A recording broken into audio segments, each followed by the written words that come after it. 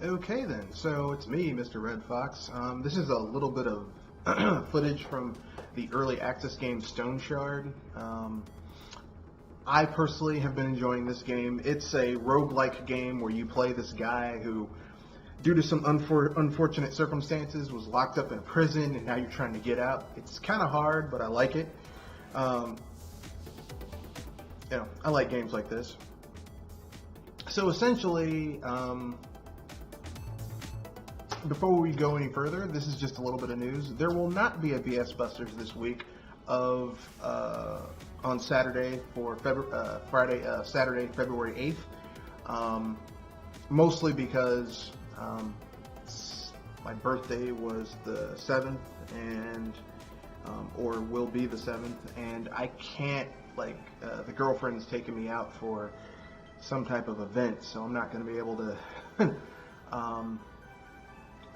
I'm not going to be able to do that podcast I normally do. So, miss you guys, but I don't want to leave you barehanded, so I will be, I'm pre-recording this Friday night, my birthday, because I'm going to do a staycation Saturday and Sunday, so I will not be in. So yeah, making this for you guys. Hope you enjoy. Peace, and let's get to it. This is a review of The Gentlemen by Guy Ritchie. Came out January 24th. So let's get to it after the cut.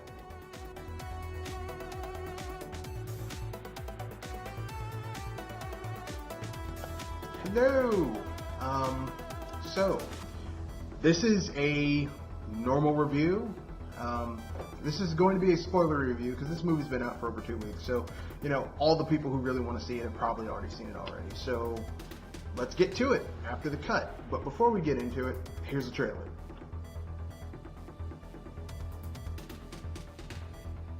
There once was a young and foolish dragon who came to ask a wise and cunning lion about acquiring his territory. Now, the lion, he wasn't interested, so he told the little dragon. But the dragon, he persisted. How could he? He started a war. So the lion took the little dragon for a walk and put 5 bullets in his little dragon head. It's warming up now, isn't it? There's a message in there. Maybe you can explain it to me. The young succeed the old. Enjoy the show. Bang, bang, bang, bang, bang, bang, bang. It's gonna get messy.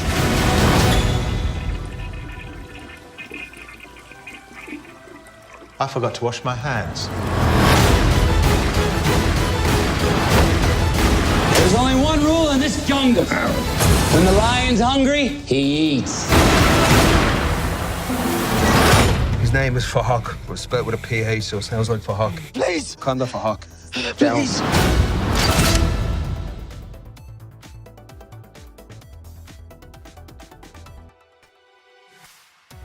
So, for those of you who are new to the channel or, haven't heard one of my reviews are based upon a 3-tiered system where I go over the good, the bad, and the ugly.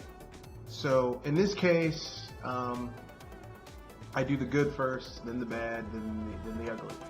The good encompassing the good parts about said film or video game or product. The bad parts, and then the ugly are just little tidbits that I may have forgotten, like the music, stuff like that. So let's get into it. The good. If you are a Guy Ritchie fan, and, if you're watching The Gentlemen, you probably are a Guy Ritchie fan. Guy Ritchie has a very distinct style. And for those of you who might not know what that style is, just go watch Lock, Stock, and Two Smoking Barrels, or any of those other types of films, and you'll pretty much understand. Oh, wait, okay, so Guy Ritchie's films are basically kind of feel like, how can I put this? Like a stew. He throws all these ingredients together, and they taste really good together. Until the point where he has to serve the stew at the end of the meal. It's cooked all day, now he's got to bring it to the table, and then sometimes he has a problem. But at the end of the day, it might be rushed getting to the table, but once you eat it, it's really good. So, you know, if you are a Guy Ritchie fan, this film is one of the more Guy Ritchie ones, but there's a twist to it. Typically, Guy Ritchie films, especially in the style that he's known for, which is that gritty, underground type of, Cockney, kind of shitty London thing going on. He basically kind of does more of a, how can I put this? He shows you this world that's all gritty and underground and all that type of stuff, and he basically makes it more, interesting to be in, for lack of a better term, filled with characters like gypsies and criminals and drug addicts, just real dirty, nitty-gritty type stuff. Well, if you like that type of thing, this is for you. If you like interesting characters that, their character quirks and personality makes it interesting for you to watch them do what they do, Guy Ritchie is for you. And this film is no different. The twist, however, is that he basically has an unreliable narrator, where there's basically 3 viewpoints being projected for the film goer at any given time. And basically there's an over-exaggerated point, then there's the slightly exaggerated but still a little bit of the truth in there, and then there's really what happened. So that is kind of like what's going on in the film. Now, some people might not like this. I personally am kind of a fan of that style of film. I actually like it, so I'm a Guy Ritchie fan, so I like that type of stuff. Is there a downside? Well, I mean, like I said earlier, I'll get to that.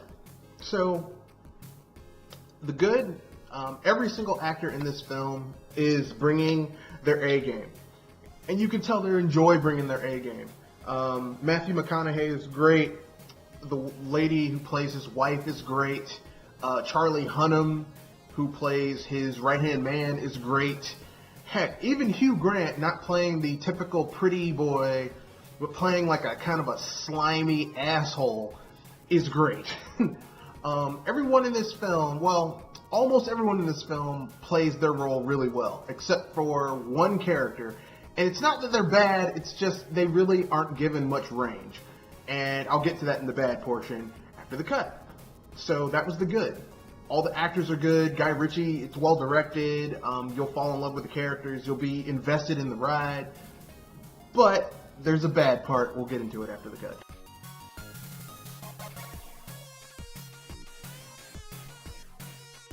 So we went over the good. Now it's time to go with the bad. The bad is essentially there are 2 characters that are really kind of, there's one character who is a major character in the game, in the movie, that just isn't really well done, and it's Dry Eye, aka one of the main antagonists, or at least, he's up there, and he's really kind of not very well executed. Like, he doesn't have a lot of range. He's either a coward, an asshole, or just kind of comes off as this very, very one note, very flat. He's not very arrogant young person who thinks he knows everything. And this is part of what, this whole film kind of feels like Guy Ritchie saying to these younger directors who think they can do Guy Ritchie-esque films, you ain't me, I've been doing this for years, and you need to step to me with some fucking respect. That's what it feels like. I don't know if that's actually what's going on, but that's what the shit feels like, if you get what I'm saying. This doesn't bother me. I'm not bothered by it. I'm just simply saying that's essentially how it feels with this film. Like I said, doesn't bother me, but that's how it feels. So, some people might be off-put by how certain characters are shown as being, not serious, or, the tone of this film, the overall theme of this film, if I had to say there was a theme, is that young people are fucking idiots. And, there's a reason older people know shit and are older, because they've, lived long enough to gain experience and know how the world works. That's what the film feels like. That's the message that it seems to be giving off. Not that bothers me. I like Guy Ritchie films. I think Guy Ritchie's a pretty good director, so, you know, especially when he's in his wheelhouse, it's really good. Except for The Man for Uncle, that film was not very good. It showed just how one-dimensional Henry Cavill is. And I stand by that. People might get mad at me, but I don't think Henry Cavill's a good actor. And you can fight me for it, bro. Come on, come at me, bro. So anyway, yeah. The messaging is a little bit off, and one of the characters is really one note, like flat as fuck. Which is not good, because typically Guy Ritchie, like, even his side characters have some depth to them. Not this guy, but whatever.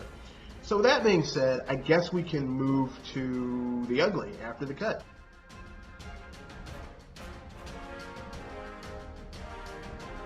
So The Ugly is actually going to be pretty short. Overall, the film is pretty good.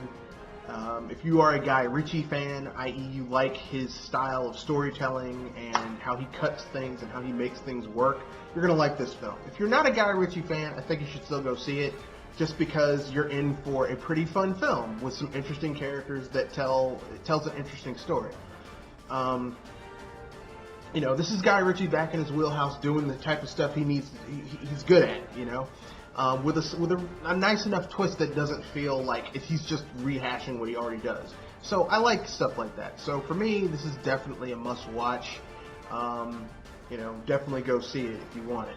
So with that being said, that's the end of this review. I'll just do a quick announcement after the cut, and we'll wrap things up.